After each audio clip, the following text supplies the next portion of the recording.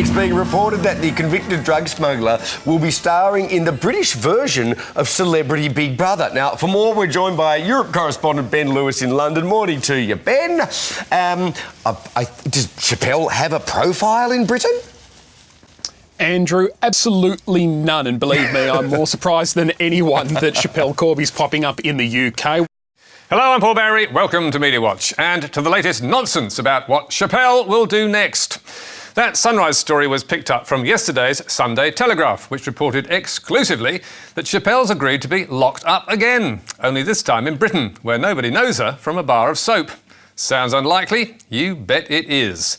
But that didn't stop the telly trumpeting that Corby is tipped to go to the UK to appear on long-running TV show Celebrity Big Brother. And who exactly had given them the tip?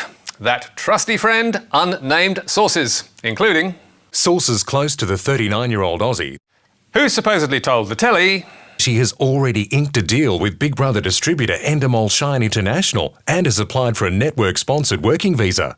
So, is there any truth in this? Not according to Sister Mercedes, who quickly demolished it on Instagram. Ha ha. What a load of crap this is. Apparently Chappelle has signed a deal and is applying for her visa to UK. It's just BS reporting again. Who are these made-up sources close to the family? And soon afterwards, as the Sydney Morning Herald noted, Chappelle herself was also pouring a bucket on it. False news. Chappelle Corby denies she's heading to Big Brother. Seems like those sources weren't that close to the family after all. Meanwhile, over at News Corp, they were reporting the denials, but omitting to mention that it was they who had made the claim, citing Yahoo's version of the story instead. Sneaky, eh? But now, let's go to Queensland, where there's groundbreaking news on the future of what's been billed as Australia's biggest coal mine. They're the words we've waited 7 years to hear. I wish to announce our chairman, Mr. Gautam Adani, has formally approved the final investment decision of the Carmichael project. Yes, Adani's huge Carmichael coal mine is supposed to be happening at last. And in Mackay, Townsville and Rockhampton, it was front page news with celebrations all round. $16 billion mine is a go. Get set for Adani's jobs bonanza. Cheers, Adani. And why was it party time? Because, as the Brisbane's Courier Mail told us, thousands of jobs in central Queensland will now come their way, or 10,000 direct and indirect jobs to be precise. But hold on just a moment, because while we can understand the excitement in an area where jobs are desperately needed, we think the local media have jumped the gun. Because, as Australia's Deputy PM reminds us, Adani still needs a big whack of taxpayers' money that may not be approved. Adani Mine needs $1 billion public funding to go ahead, Barnaby Joyce says.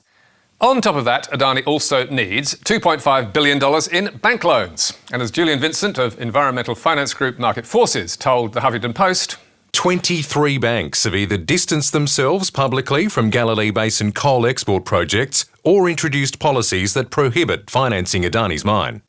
But even if Adani's mine does get built, and at current coal prices it's still not commercially viable, it still won't bring 10,000 jobs to Queensland.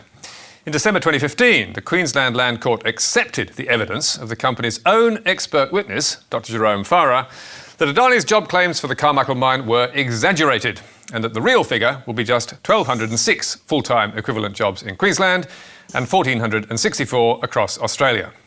Yet, Adani's discredited and misleading claim of 10,000 jobs keeps getting repeated by the media as if it's gospel. As do promises from the company that construction is just about to start, even though Adani has made that pledge at least 5 times before.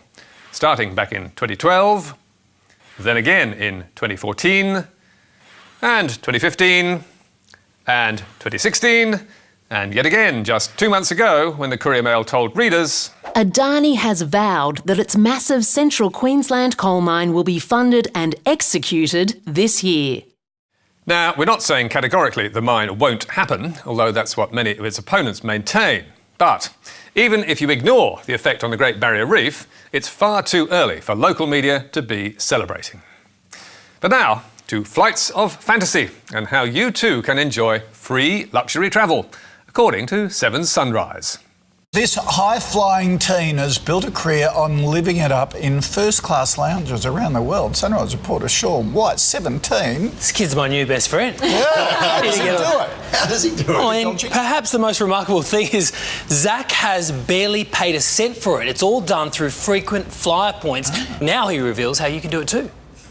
Yes, what's not to like about that? Flying around the world for free and all on air miles. Remarkable, eh? Especially since teenage jet-setter Zach George is barely out of school. I get messages all the time saying, where are you this time and where are you staying this time? So it's quite interesting. They all love to see what's possible with points. With more than 200,000 kilometres in first and business class travel under his belt just in the past year.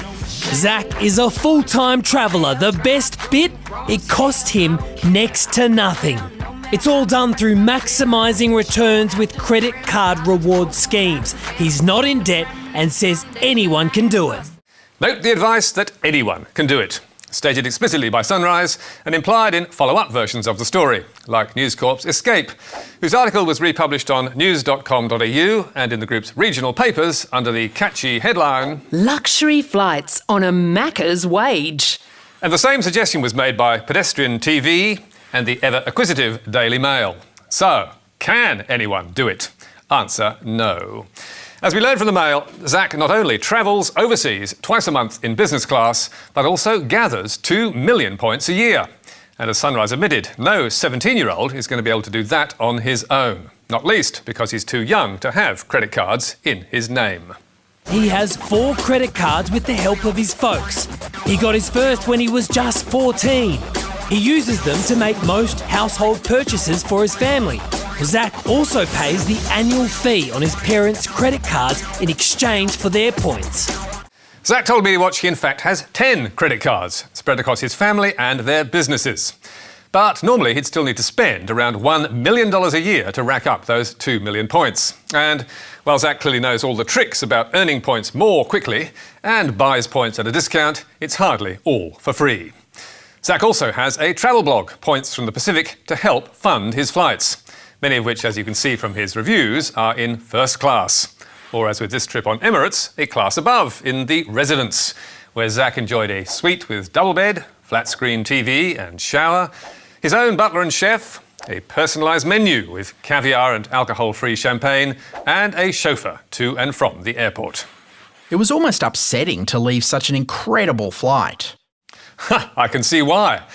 Zach tells Media Watch he does not receive payment, discounts or air miles for these flight reviews. But his blog carries ads and also makes money from affiliate marketing, whereby every time a reader of his blog clicks through to an airline like Virgin or a credit card like Amex, he gets a cut of anything they spend.